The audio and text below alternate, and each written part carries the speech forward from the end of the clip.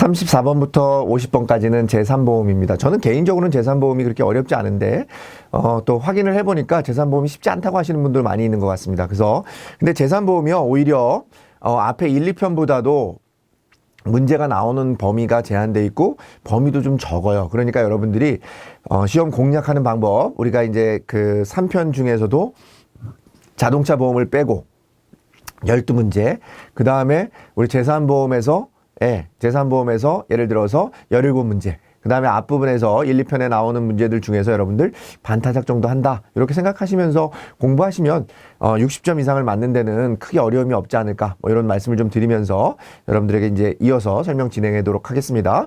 다음 중 재산보험에 대한 설명으로 맞는 것, 재산보험이라고 하는 것은 우리가 기본적으로 상질간 이렇게 기억하시죠. 상해보험, 질병보험, 간병보험으로 구성되어 있고 상법에는 규정이 없어서 우리가 보험업법이라고 하는 게 근거 법률이다, 이렇게 기억하셨죠. 자, 이렇게만 기억하시고 문제 풀어보겠습니다. 하나의 상품에서 상해, 질병, 간병 담보를 두 개서 복합적으로 운영할 수 있죠. 있겠죠. 당연히 보험이니까 여러 가지를 설계할 수 있습니다. 피보험자가 질병에 걸리거나 화재로 인해 발생한 건물에 피해를 보상하는 건 뭡니까? 손해보험이죠. 이게 산보험이 아니고요. 손해보험과 생명보험 어느 한 영역으로 명확히 구분할 수 없어 그레이존. 그죠? 우리가 생명보험 성격과 손해보험 성격을 같이 가지고 있어서 우리가 그레이존이라고도 하고, 재산보험의 특징이죠. 그러니까 정답은 3번이고 손해보험 및 생명보험 중 한 가지 성격만 갖는다? 뭐뭐만 틀린 거죠. 두 가지 성격을 다 가져서 우리가 실손도 보상할 수 있고 정액으로도 보상을 받을 수 있다. 그런 특징을 가지고 있습니다. 정답은 3번이고요. 35번입니다. 가장 바르게 설명한 거, 재산보험이라는 게 뭐라고요? 상질간. 이게 다 들어가 있으면 정답입니다, 보통. 아니면 이 중에 하나만 설명해도 우리가 재산보험을 설명한 건데 가장 바르게 설명한 거니까 이 세 가지가 다 들어있겠죠. 상해, 질병 또는 이로 인한 간병에 대해서 손해를 보상하는 보험이다. 이게 정확한 정의가 되겠습니다. 정답은 3번이 되겠고요. 생명보험에서 보상하지 않는 손해 보상하는 거, 우리가 이런 것들을 우리가 손해보험일 수도 있고 재산보험일 수도 있고, 채무불이행으로 인한 손해는 것은 손해보험이고요. 화재 자동차에서 보상하지 않는 손해를 보상하는 거, 우리가 여기서 보상하지 않는 건 뭐에서 할 수 있습니까? 뭐 실손에서도 할 수 있지만, 우리가 생명보험에서도 할 수 있으니까 1번하고 3번 같은 경우는 1번하고 4번 같은 경우는 정답이 아니겠죠. 정답은 3번이 되겠습니다. 재산보험 겸용에 관한 설명으로 올바른 거, 우리가 재산보험 같은 경우에, 재보험 같은 경우에는요, 재보험에 대해서 시험이 자주 나오는데 우리가 생명보험이나 재산보험 같은 경우에 재보험을 겸용할 수 있다가 정답입니다. 있다. 그죠? 그래서 보험 종목에 부과하는 보험은 겸용할 수 없다가 아니라 있겠고요. 재산보험에 재보험은 겸용할 수 있다. 생명보험에 재보험은 겸용할 수 있다. 그게 정답이네요. 보험업 겸용의 제한은 어디에 있다고요? 보험업에 대해서 우리 재산보험의 규정은 어디에서? 상법이 아니라 보험업법에서 우리가 규정하고 있다. 이렇게 기억하시면 되겠습니다. 정답은 3번이 되겠습니다. 손해보험회사에서 저축성보험, 우리가 원래는 재산보험은 뭐였습니까? 보장성보험입니다. 저축성보험이 아닌데 재산보험은 보장성보험인데요. 재산보험은 보장성보험인데 우리가 손해보험회사에서만 저축성보험으로 개발할 수 있는 게 있습니다. 그게 뭐냐면은 반드시 상해보험으로 개발을 해야 되고 보험기간이 15년이어야 돼요. 15년 이내여야 됩니다. 상해보험이고 15년 이내고요. 우리가 질병사망 보장을 해주는 거 여러분들 기억하시죠? 손해보험에서 질병사망 보장해주기 위해서는 80세 만기, 그죠? 그 다음에 개인당 2억 원 한도, 그죠? 요거 그다음 반드시 보장성 보험으로 개발을 해야 되는데 우리가 손해보험회사에서 저축성 보험으로 개발할 수 있는 거는 상해보험으로 개발이 가능한데 반드시 보험기간이 15년 이내여야 된다. 그래서 보험기간 15년 이하의 상해보험이 우리가 개발할 수 있는 거다. 요거는 그냥 암기하셔야 됩니다. 15년 이하의 상해보험, 15년 이하의 상해보험은 뭐로 개발할 수 있다? 저축성 보험으로 개발할 수 있다. 정답은 4번이 되겠습니다. 38번 문제입니다. 상해보험의 보상 내용에 대한 설명으로 옳지 않은 거 뭡니까? 여기 나와 있는 것처럼 우리가 일반적으로 면책하는 게 있습니다. 그게 산부인과 관련해 가지고 우리가 출산이나 뭐 산부 관리하는 부분들, 그래서 제왕 설계를 위한 수술 사고 시에는 우리가 보상하지 않고 이럴 경우에는 면책하는 거예요. 이거는 상해라고 할 수 없죠. 우리가 칼을 대지만 수술을 하지만 이거는 상해에 의해서 내가 어떤 다친 거에 의해서 발생하는 게 아니라 자연적으로 우리가 아이를 분만하기 위해서 나는 거기 때문에 우리가 제왕절개에 대해서는 우리가 면책한다, 보상하지 않는다. 그래서 정답은 4번이 되겠고요. 나머지 부분에 대해서는 한번 읽어보시면 되겠습니다. 다 그런 부분에 대해서는 우리가 보상하도록 되어 있다. 특히나 유독가스를 우연하게 우연하게 수입한 겁니까? 일부러 하는 게 아니고 그런 경우에 대해서는 보상한다라고 하는 거. 그 다음에 계약자나 피보험자나 수익자가 고의로 사고를 낸 경우에 당연히 우리가 계피수 계약자, 피보험자, 수익자의 고의는 당연히 보상하지 않습니다. 그 정답은 4번이 되겠고요. 39번 보상하는 상해보험에서 우리가 보상하는 손해. 우리가 상해보험이라고 하는 것은 우연하고 우리 상해보험의 그 요건이 뭡니까? 우연하고 외래적이고 급격하게 나타나야 돼요. 근데 내가 이거를 알고 하는 것들 뭐 예를 들어서 동호회라든지 아니면은 직무라든지 일로 또는 선박승무원이 일로 나타나는 사고는 이 사고에 해당하지 않죠. 그렇기 때문에 이때 상해는 보상하지 않습니다. 근데 회사에서 체육활동의 일환으로 등산을 갔어요.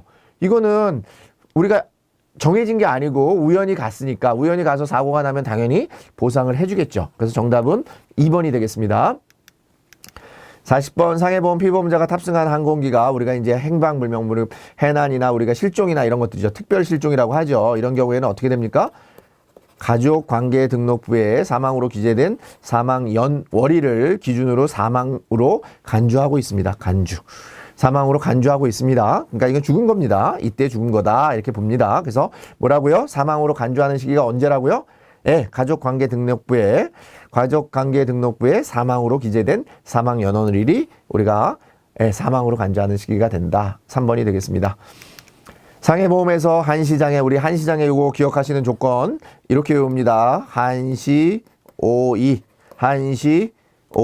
한시장애는 5년 이상 진행됐을 경우에 20%의 우리 장애 보상금을 지급한다. 보험금을 지급한다. 그러니까 5년 이상의 한시장애가 발생을 해야 된다. 그죠? 쉽죠? 예, 그래서 정답은 2번이 되겠고요. 그 다음에 42번 같은 경우에는 우리가 이제 4세대 실손이라고 하는데 4세대 실손에서 우리가 통상적으로 요거만 기억하시면 될 것 같습니다. 급여 주계약에서 하죠. 그 다음에 우리가 비급여 특약에서 관리를 하고 있습니다. 그죠? 특약에서 관리를 하고 있다. 급여 주계약, 비급여 특약이다. 요거 하나 기억하시고 그 다음에 뭘 기억하시면 되겠습니까? 급여에서는 우리가 20%, 비급여에서는 30%입니다. 그 중에 큰 금을 자기 부담금으로 부과하고 있습니다. 그러니까 의원의 통원에서 뭐 이제 의원 종합병원 이거에서 1만 원에서 3만 원까지 우리가 차등적으로 자기 부담을 하고 있는데 그거하고 20%를 비교하는 건지 아니면 30%를 비교하는 건지 이런 시험 문제가 나오는 거예요. 급여는 20%하고 비교하는 거고 비급여는 뭐라고요? 30%하고 비교하는 겁니다. 그래서 일반적으로 보건소나 의원 같은 경우는 작기 때문에 10,000원이고 종합병원 상급 종합병원 같은 경우는 우리가 2만 원인데 만약에 요게 급여다 그러면 20%, 비급여다 그러니까 요거는 20%하고 비교하는 게 아니라 뭐라고요? 네, 30%하고 비교하는 거니까 틀린 거, 잘못된 걸 고르는 거니까 정답은 4번이 되겠습니다. 43번 앞서서 말씀드린 것처럼 우리가 기본 주계약에서는 급여, 그 다음에 우리가 특약에서는 비급여, 그죠? 그래서 상해, 질병, 급여에 대한 부분은 우리가 기본형 주계약에서 우리가 보상을 하고 그 다음에 여기 나와 있는 것처럼 상해 질병 비급여와 플러스 3대 비급여 이것은 우리가 특약 그죠? 특약에서 우리가 보상을 하고 있다. 그럼 정답이 뭡니까? 기본형의 상해 급여 질병급여가 들어있고 그죠? 기본형이니까 주계약이죠. 그러니까 주계약은 급여라고 했습니다. 특약은 비급여라고 얘기했습니다. 그러니까 상해 질병 비급여에 3대 비급여가 추가되어 있다. 그냥 정답은 1번이 되겠습니다. 자, 요거 헷갈릴 수 있는데요. 그냥 특약은 비급여고 기본형은 우리가 급여다 이렇게 기억하시고 문제 풀어보시면 맞히실 수 있습니다. 이게 기본적인 건데 우리 손해보험에서 자주 나오더라고요. 그래서 여러분들 그냥 기억하시면 좋겠다 말씀드리겠습니다. 정답은 1번이 되겠습니다. 44번 문제입니다. 우리가 교통상해 보험에서 보상하는 손해. 자, 우리가 교통상해 보험 같은 경우에서도 기본적으로 기본 일을 하면서 발생한 상해는 우리가 보상하지 않겠죠. 당연히 이건 직업인데 보상하지 않습니다. 근데 우리가 이제 이런 게 아니라 다른 용도로 쓰일 때 다른 기능 내지는 용도로 사용할 때 장애가 발생하면 당연히 이것은 보상합니다. 아시겠죠? 그래서 교통상해에서 하역작업 일이니까 이건 본연의 일을 하는 동안 발생한 거니까 보상하지 않고요. 그 다음에 시운전도 우리가 본연의 일을 하는 거니까 보상하지 않습니다. 건설기계가 작업기계로 사용하는 거니까 당연히 건설기계가 작업기계는 본연의 일을 하는 거니까 우리가 보상하지 않습니다. 근데 농업기계가 도로운행, 일반 운행을 하고 있는 거예요. 농업기계가 농사를 짓다가 상해가 발생하면 보상을 하지 않는데 도로운행을 발생하는 거니까 당연히 손해를 보상합니다. 그러니까 정답은 2번이 되겠습니다. 단체상해 보험에서 단체의 구성원이 명확해서 구성원이 명확하다 그런 경우 그 다음에 계약의 일관적인 관리가 가능한 5인 이상의 그런 것을 뭐라고 한다? 우리가 그걸 규약단체라고 합니다. 그래서 우리가 1 법정단체 그 다음에 1급이죠. 1급여단체 그 다음에 2 법정단체 그 다음에 3 우리가 규약단체 이렇게 해서 여러분들 2종의 비영리 법인이나 이런 것들은 우리가 2종 단체다. 이거 같이 기억하시면 좋겠습니다. 비영리 법인은 2종 단체다라는 거 같이 기억하시고 여기 나와 있는 것처럼 5인 이상의 구성원이 있는 단체의 종류 명확하다. 그런 표현은 뭐라고요? 규약단체다. 이렇게 기억하시면 되겠습니다. 그래서 정답은 3번이 되겠고요. 46번 대기기간. 우리가 질병 같은 경우는 보험회사가 알 수 없잖아요. 보험 계약자가 속이면. 그죠? 계약자가 마음먹고 속이면은 우리가 알 수 없으니까 질병보험 같은 경우에는 일정한 기간, 우리가 통상적으로 90일 정도의 그런 대기기간, 우리가 웨이팅 피리어드라고 합니다. 웨이팅 피리어드라고 하는데 대기기간을 부여하는 거 우리가 뭐라고 한다? 질병보험에서 우리가 그게 가장 유용하게 쓰이고 있습니다. 왜? 역선택을 할 수도 있고 도덕적 해이가 발생할 수 있기 때문에 그렇습니다. 그럼 뭐라고요? 정답은 질병보험이 되겠습니다. 정답은 2번이 되겠고요. 47번 사세 실손에 대한 부분에 대해서 상해 비급여 또는 상해 급여 연간 최대 보험 가입 금액 한도는 얼마라고요? 5천만 원. 그래서 합산해서 1억 원 한도로 우리가 보상을 하고 있습니다. 5천만 원이라고 하는 거 기억하시면 좋겠습니다. 우리가 일단 일상적으로 우리가 통원 금액 한도, 통원 한도는 얼마입니까? 20만 원. 그죠? 이런 정도 같이 기억하시면 좋겠습니다. 그래서 정답은 4번이 되겠습니다. 48번 문제입니다. 암보험이니까 우리가 질병보험이니까 질병보험은 뭐하고 아까 상해보험은 우리가 직업하고 관련이 있어요. 그죠? 왜냐면 밖에서 일어나는 거니까. 근데 우리가 질병 같은 경우는 안에서 일어나는 거예요. 내재적으로 일어나는 거니까 뭐하고 관련이 있습니까? 연령, 나이하고 관계가 있습니다. 연령이 높아질수록 높아지겠죠. 그런 거 기억하시면서 문제 풀어보겠습니다. 일정 연령 이상자에 대해서는 대기간을 설정할 수 있다. 맞죠? 질병보험이니까 암 치료를 위해 입원 시 암 입원 급여금을 지급한다. 맞겠죠?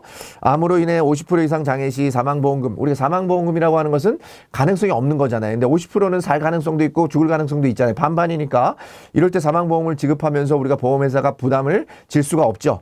50%가 아니라 뭐라고요? 80% 이상. 80% 이상 장애 상태 시에는 사망보험을 지급해요. 그 보험계약은 소멸하죠. 암치료를 위한 통원 시 통원 1회당 약정 금액을 지급하죠. 당연히 지급하겠죠. 그래서 정답은 3번이 되겠습니다. 49번 문제입니다. 어린이 보험은 우리가 교육보험은 저축보험이니까 우리가 손해보험에서 다루지 않습니다. 그죠? 근데 어린이 보험은 우리가 보장성 보험이고요. 어린이 보험은 통상적으로 일반적으로입니다. 0에서 15세까지 가입하는데 우리 요즘에 어른이 보험이라 그래가지고 뭐 30세까지도 가입하고 뭐 이런 것들이 여러분들 아시잖아요. 그래서 실은 원칙적으로 우리가 가입 연령은 0세에서 18세가 아니라 15세까지다라고 하는 부분이고요. 나머지 내용에서 우리 그 3번, 4번 지문도 시험에 자주 나옵니다. 장애, 기형 등 선천 질환을 가진 신생아가 보험 혜택을 받을 수 있도록 태아도 보험에 가입할 수 있다? 맞는 내용입니다. 태아도 가입할 수 있고요. 출생 전 태아는 법인격이 없다. 가끔 시험 문제에는 법인격이 있어서 피보험자가 가능하나 이렇게 만든다 이렇게 되는 부분이 있습니다. 요 내용이 맞는 지문이에요. 법인격이 없기 때문에 원래는 피보험자가 안 되는데 우리가 요 태생을 우리가 출생을 조건으로 해서 태아의 출생을 조건으로 해서 태아 가입을 하는 어린이 보험이 잘 팔리고 있습니다. 왜냐하면 혹시나 기형아가 나올 수도 있고 그러니까 우리가 그런 거에 대비해서 가입할 수 있다라고 하는 부분입니다. 그래서 이 내용은 맞는 지문이고 3번, 4번 같은 경우는 우리가 틀린 지문으로도 얼마든지 조금씩 바꿔서 나올 수 있으니까 그런 부분 명확하게 좀 여러분들 기억하시면 좋겠다라는 말씀 좀 드리겠습니다. 정답은 2번이 되겠습니다. 자, 이제 마지막 문제입니다. 우리 치매 간병비 지급 기준에서 가장 올바르게 우리가 치매 간병비를 지급하기 위해서는요. 우리가 그 진단이 일단은 확정돼야 돼요. 그리고 기본적으로는 일정 기간이 계속돼야 됩니다. 이게 조건이에요. 근데 우리가 진단이 확정된다라고 하는 것은 인지 기능에 장애가 발생한 경우라고도 바꿔서 얘기할 수는 있어요. 근데 반드시 일정 기간이라고 하는 게 계속되어야 우리가 이 환자에 대해서는 우리가 치매로, 중증 치매로 우리가 인정을 해서 치매 간병비가 지급이 된다. 라는 부분입니다. 가장 올바르게 설명한 거니까 치매로 진단이 확정되고 플러스 일정 기간 이상이 계속된 경우에 우리가 치매 간병비를 지급할 수 있다. 정답은 2번이 된다라고 하는 부분이고요. 여기 나와 있는 것처럼 이게 말장난입니다. 4번이 진단되고는 아니에요. 진단돼서 아닐 수도 있고 될 수도 있으니까 진단돼서 확정이 돼야 됩니다.